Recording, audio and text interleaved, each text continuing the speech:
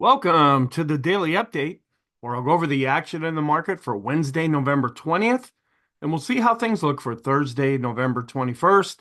Well, we spent most of the day down, but we saw some late day buying coming back in, which helped things.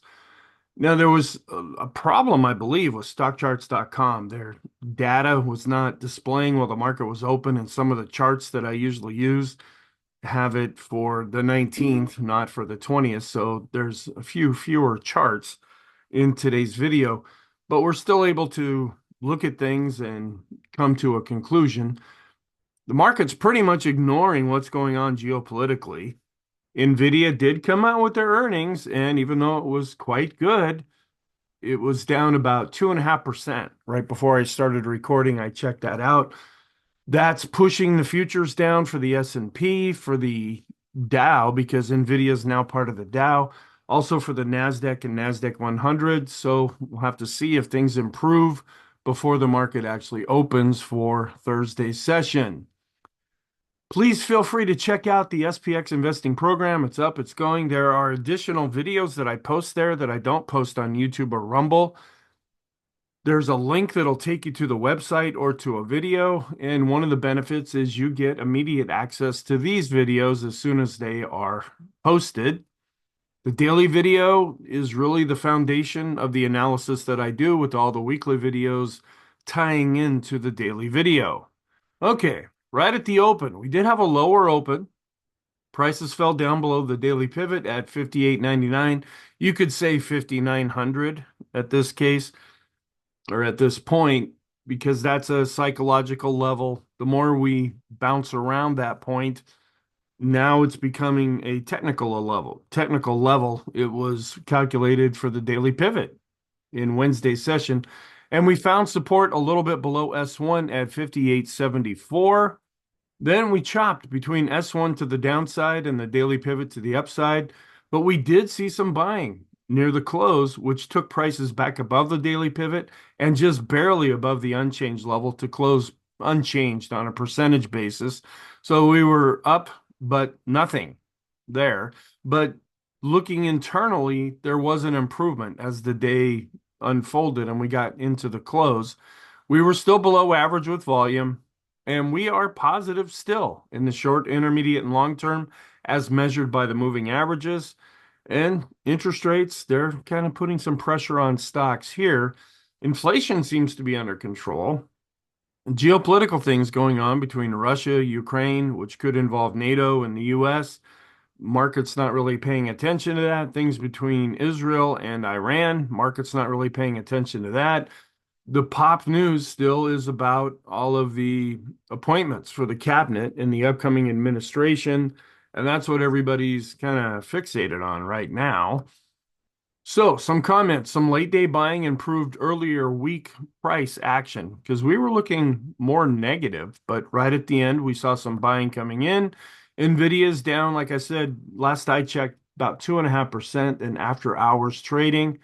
Mega caps underperformed. They didn't really have a good day. And we're watching what's going on in the Middle East. Oil actually dropped. We're into the $68 range now.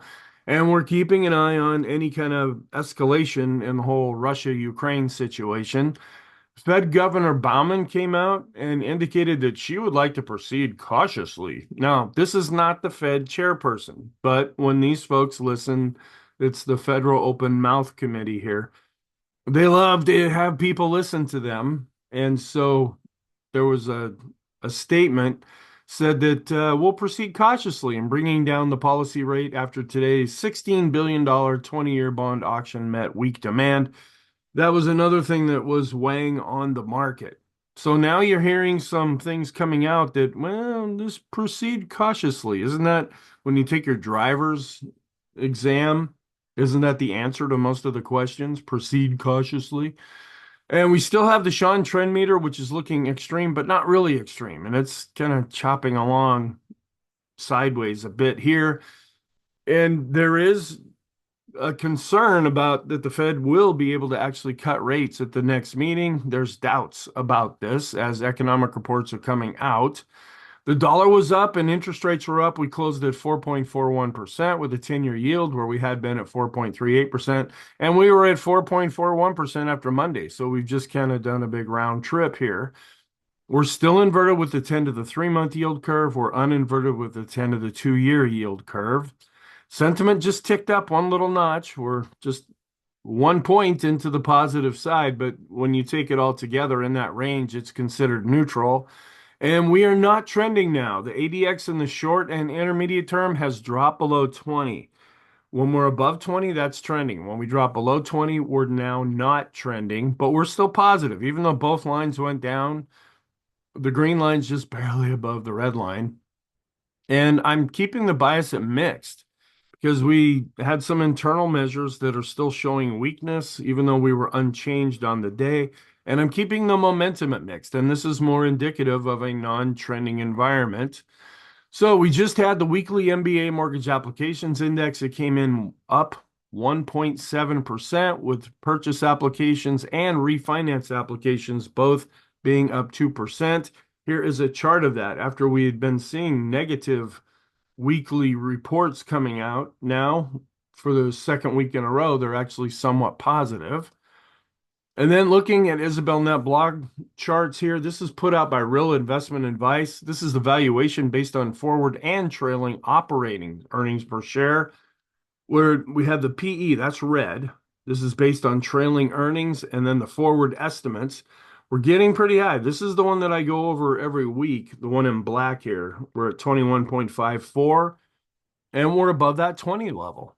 And so, but we've been there for quite a while now, and the market still seems to want to go up. But on a valuation basis, yeah, we are considered expensive, whether you look at historical prices or even projecting out into the future. All right, third-year returns in bull markets can be weak. Okay, we're right here in the middle. It's still positive, but we're officially into the third year. We bottomed in October 2022, and now we're starting into the third year of this bull market now. And then the aggregate U.S. equity futures positioning, still pretty high right now. You have these asset managers that are getting into equity stock futures positions. And then the real return for stocks has been roughly flat for several years, but had one of the biggest 1 week returns in recent history after the election. So yeah, this is the S&P to gold ratio here, which I do go over in the intermarket analysis video in the week, but we've gone into a non-trending environment currently. Market rotations around 2016, an election year, and 2024, also an election year. And this is index back to 100. Not really sure how useful this is. Cyclicals, if the economy's doing better, cyclicals do better. Defensive, this is when the economy and the stock market is usually going down, and it just kind of plots out where we're at with things concerning these different areas. Then the portion of companies beating earnings estimates, and it's going down, but the U.S. is still in the lead. Yeah, there's some manipulation that goes on here. Companies want to lowball it and then come out and say, "Oh, wow, look at this great earnings report." And then we expect the S&P, the PE multiple, it will decline slightly to 21.5. Well, that doesn't really do much good. We're still above that 20 level, so we would still consider to be expensive even if we drop down to that point. The financial conditions picking up a little bit. When they're looser, that's when the market tends to go up. When this is going up, that can put some more pressure on the markets. And then systematic equity positioning. This is when you follow a systematic plan. You don't change, you don't deviate from that. And when you're in a systematic plan and you're getting into index funds and you just stick with them, this type of an approach tends to do better. It's the discretionary plan where you can pick and choose. Well, it doesn't do as well when the market's really going up. It'd be better just to ride the indexes. Where the discretionary approach, now I'm not talking about the discretionary sector, but just that you can decide what you want to do, like a buffet kind of thing. That tends to hold up better when the market is going down. All right, and then we had new privately owned housing units authorized in permit issuing. We are seeing this coming down just a little bit here. So but it's been going sideways now for quite some time. We'll have to see if that's going to impact the housing market. I looked around on Twitter, but everything's about Nvidia and all that, and they don't really say anything that's of use to us here. So looking at the intraday chart, where we were pretty much flat right at the open, but we saw selling just coming down, took us down below the daily pivot. We dropped down below S1. This set the low for the day. And then we spent a lot of time chopping between S1 and the daily pivot. But then this is encouraging. Right at the end of the day, we saw price really move back up, pretty much recapture the losses that we're seeing earlier in the day. And we closed just a little bit positive there. And we're down in the initial overnight session now. That's reaction to the NVIDIA earnings report coming out. This is also improving, where we see the blue line above the red line, and both were positive. And we're seeing a little bit of an improvement here with S&P growth of value on the intraday chart, where it had really been coming down, at least over the last few trading sessions. This is showing a little bit of an improvement here. So end of day, but growth was down where value was up. For the mid caps, look at how strong growth was up compared to value.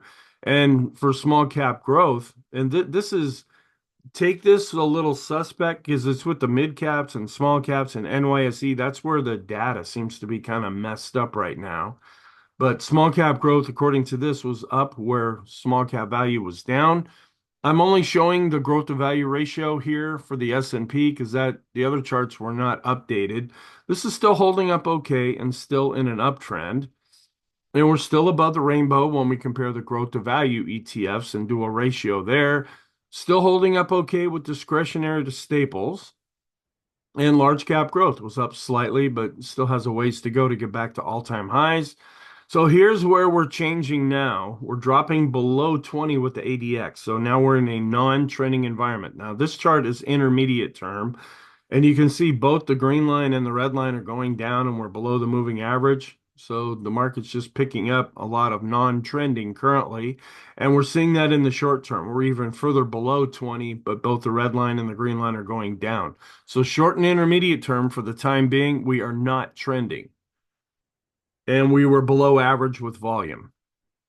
And we did get the latest reading from Investors Intelligence. Now we're getting a little too optimistic here. We're above that 3 level at 3.28. And we went up with the VIX, both with the line chart and the bar chart. And the VIX of the VIX also increased with the bar chart and the line chart. And we're still going down with the MACD is measuring the momentum of the VIX, but it's really starting to turn back up. And this is the seasonality of the VIX, that it should be declining going into the end of the year. And we were down a little bit with this fear gauge, and we were up a little bit with this other fear gauge. So we're seeing some contradiction there. We declined a little bit with the equity put call daily chart. We're still going up with the 5-day chart, and we're turning back up slightly with the 10-day chart now. Volatility risk premium still pretty low. We're below this band here, so it's not seeing a lot of risk going forward. Advanced decline line still holding up for the most part. We were up a little bit based on price, down a little bit based on volume. And we're really dropping off with the 5-day, and it's more of a contraction of the new highs. We're seeing a bit of an expansion of the new lows, but we're also going down with the 10-day. So we're watching this. If this red continues to grow, that's going to be more of a concern. And we're just a little bit positive here in the short term with the advanced decline ratio, ticked up barely with the 39-day advanced decline ratio. We're positive again with accumulation distribution. We're above the moving average, and we're showing a little bit of improvement, but still negative here with the Chaikin money flow. The red line is just barely turning up, and we're turning actually positive again with the Chaikin oscillator. We've crossed back above the midpoint, showing a bit of an improvement with the vortex, with the green line going up and the red line going down. Not much of a change here with the cumulative advanced decline line for the S&P based on price or volume. Things are just kind of muted right now. No real disconnect between the S&P and the NYSE advanced decline line. Still slightly above the moving average with the NYSE advanced decline line, still below the moving average with our regular NYSE advanced decline line, and ticking up just a little bit with the common stock. When we look at the advanced decline line, both based on price and volume, not a big change there. Still below the moving average when we look at our advanced decline line studies, and then looking at the NYSE common stock, still slightly above the moving average with the S&P, below the moving average with the mid caps and the small caps. This is something I pointed out yesterday, and we're still watching this. This is a broad market measure, and it's more longer term. When we look at a 5-period moving average of the highs and lows, we're dropping below zero, and we've been below that now for a few sessions. The stocks above their 20-period moving averages that are inside the S&P did decline, but we're still above 50. We saw a bit of a tick up with those stocks above their 50-day moving average, and a bit of a tick up with the 100 and 200-day moving average study. So just kind of, it's really hard to see this with this big P in here, but I don't want to take these pivot points off, but I can't really adjust how they display on this. We're still above this dashed line here, which could be providing some support. On the bottom, we are below average with volume. Not much of a change here with the 20, 50, or 200-day moving average studies. Still slightly above the midpoint with the Stochc RSI, Williams percent R, but we're not extreme. The CCI 14 is at the midpoint and just slightly above the midpoint with the CCI 20. Nothing extreme with our stochastics in the short, intermediate, or long term. Slightly positive with the force index. A little bit above the midpoint with our standard deviations chart. Still below the green line and the blue line here with our, this is how we look inside of the short-term moving average. And it's just chopping sideways right now, but below the lines. But we're still above the simple and exponential moving average based on 20 periods. So the short-term trend is still positive. Looking a little better here with the balance of power, that's actually positive. We're still below the red line and the blue line with the condition of the 50-period moving average study. And we're still looking more negative and going sideways with the go, no-go system with the lighter blue bars, still slightly above the midpoint with our highest high value. We've gone from negative back to a little more positive, back to a little bit more negative with the TTM squeeze. It's turning the dark blue. And just a little bit above zero with the ease of movement. The Arun has not changed. A little bit of an improvement here with the S&P McClellan oscillator, but still below zero. So we're going down with the summation index based on price and volume. That's still negative. And I don't have the NYSE McClellan oscillator. A little bit of an improvement here with the Swenlin trading oscillator based on price and volume, but we're still below zero. So this is still negative. Momentum, and I don't have the momentum studies. It was all crazy there. Coming down, starting to drop below the moving average with the PMO. We're below the moving average based on price and volume. Rolling over, but still positive with the short-term slope oscillator. Already crossing below the moving average with the MACD. So in the short term, the slope's holding up a little bit better where the TSI is already negative. This is where we're seeing most of the negative action with the MACD, PMO, and PPO. Rolling over, but still positive with the TRIX and KST, the longer-term oscillators. Still positive with another longer-term oscillator, the Kopic curve. And this is the Sean trend meter in this green area here, extreme, but pretty much chopping sideways. Looking more positive with the money flow above 50 and going up. And we've crossed back over positive with the ultimate oscillator. On balance volume, still above the moving average, and we're above 50 with the RSI 14 and 9, so short and intermediate term. We've remained neutral here. Now, this looks kind of interesting, where we had the open, and then we went down and set the low, and then we closed back pretty much at the open. That could be kind of positive, but we're still blue, which means neutral for the Elder's Impulse system. Still positive with the parabolic SAR, still positive with the moving averages. Still declining, though, with the bullish percent index and declining with the NYSE bullish percent index and declining slightly with the NASDAQ 100 bullish percent index. Still above the short-term mini rainbow here. So that's holding up as well. And kind of seeing negative to a doji candle right here, which might signal some kind of a reversal, but we're still negative with the Heikin Ashi. We're positive since we're black, but pointing down with the Kegi chart. We're positive with the Renko chart and more negative with the 3-line break chart. And we're still hanging out a little bit below these red lines here with our 150 and 200-day moving average steady. We're positive across the board. We had been negative with the NASDAQ 100 in the short term. It now went back to looking positive according to the Keller market model. Still negative with bonds in the short and intermediate term. Commodities are positive in the short term. The dollar has switched into being in an uptrend across all time frames. And kind of mixed here, healthcare, which had been getting hit pretty hard. It was the stronger area. And communication ended up being up okay. Staples, that's more defensive. Discretionary, which has been doing quite well lately. It was one of the weaker areas. Tech was down slightly. So I'm seeing kind of a Christmas tree look here. The Dow had a bearish MACD crossover. And then we had real estate, had a bullish MACD crossover, where the S&P went down below 5,900. Then it got back above 5,900. And then we have the NASDAQ just dancing all around, whether it's up or down. Canada still seems to be doing well. And the euro is still going down when looking against the dollar here. Not really seeing much of a change. In fact, I don't know. It didn't even update for the equal weight. That didn't update either. That's part of the data.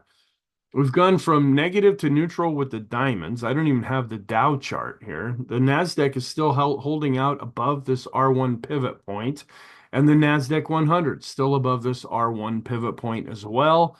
And we're still neutral, though, with the QQQs when looking at the Elder's Impulse system. But the momentum for the NASDAQ 100 is negative. We're still neutral with the small caps. Don't have the small cap chart to show you or the mid cap chart. So we look at the Russell 2000. This did update. We're a little bit above 50 with the RSI, but the momentum is still negative for small caps. Mid caps have gone from negative to neutral with the Elder's Impulse system. The Wilshire was up just barely here, and all stocks were up just barely as well. Financial sector was down 0.3%, but still looking pretty solid. The FANG index down more than 0.25%, just chopping sideways right now. We're still below the shorter term trend line, but above the longer term trend line with the FANG index. Apple was up 0.33%, slightly above its 50-day moving average. Amazon was down again. Nvidia, of course, this doesn't really matter now. This was how we closed, and then add another 2.5% decline to that. And Meta was up 0.79%, but still below its 50-day moving average. Microsoft was down over 0.5%, still below both lines here, but we have not generated a death cross yet. Google was down 1.2%, and Tesla was down 1.15% after being pretty solid lately. Netflix just keeps going up here, up 1.44%. Seeing an improvement in the short term when we compare US stocks to world stocks, but the longer term correlation continues to drop off. Oil has dropped down a little bit. We're now into the $68 range, and the dollar just keeps holding up. Now it says negative here, but we were actually up on the day. And we were back up with the 10-year yield, and we were down with the 10-year based on price. And then I only have this chart. The other growth to value ratios didn't update. So we're right about on the moving average with the Qs to S&P. A little bit of a decline, but still looking pretty solid with discretionary to the S&P. And we're right back down to the moving average when we compare large cap growth to large cap value. So what's our outlook for Thursday? And yes, NVIDIA did report after the close, and it's having a negative impact. We'll see if that can change during the night here. And there's been very little reaction to what's going on geopolitically, but we're still positive overall with the technical picture. We're going to get weekly jobless claims, the Philadelphia Fed Index, existing home sales, and leading economic index, and then the geopolitical things going on, just to see if the market's like, what? There's things going on here? All right, then in Friday's session, we will have the global manufacturing and services PMIs coming out, as well as consumer sentiment. Here are the highlighted areas for Thursday's session with the economic reports. We're neutral to positive for November 21st with the Dow and S&P, where we're just flat out positive with the NASDAQ. We'll see if that gets challenged a little bit. And then this is a chart. I'll just be showing this for a few days. This is Thanksgiving, Santa Claus rally trade going back to 1950, where we're up. This is positive here. We're up 59 times, down 15 times. And the average win is 3.78%, where the average loss is 2.13%. And small caps end up doing fairly well also during this time. Seeing a little bit more shorter term positive seasonality now, and that should kind of hold going into the rest of November. Thursday is a positive day in 2023. It's the second most positive day in 2024. And we're coming out of this weaker time and now into a stronger time, according to Tom Bowley's seasonal research here. This is the seasonality going into the end of the year, still looking positive there. We also look positive after the election, and then this is the positive reaction after the 2020 election. So the warning signs, we're still negative with the S&P and NYSE McClellan oscillators and summation indexes. The Swenlin trading oscillator improved a little bit, but it's still negative. And the 5-day equity put call ratio is still going up. And we're still showing some weakness here in the short and intermediate term with the oscillators, where the Copic curve is still positive, but it is showing some weakness there. The ultimate oscillator is looking a little bit better here, and the momentum for the NASDAQ 100 is negative. And then the positive signs, we're back to looking a little more positive with our smart money indicators here. We're improving with the Chaikin money flow and the Chaikin oscillator, and we've been positive for a couple of days now with accumulation distribution. The vortex is positive. We're still hanging in there with large cap growth to value and discretionary to staples. And this should be changed. The 10-day chart is now going back up slightly. The advanced decline lines for the S&P anyway are still looking positive. We're still looking okay with our 20, 50, 100, and 200 period moving average studies of those stocks inside the S&P. Parabolic SAR is still positive. We're still above 50 with the bullish percent indexes, but they're declining. And so the context is that they're more negative. The ease of movement is positive, and the money flow is positive, and the financial sector is still looking pretty good there. So our conclusion, we're not trending right now, but we're still positive in the short and intermediate term here. We're still above that 20 period moving average. This is where we're continuing to see more weakness that's developing in the intermediate term, but we're still positive in the long term. Thank you. I hope you found this helpful. I hope you have a wonderful day, and I will talk to you in the next video.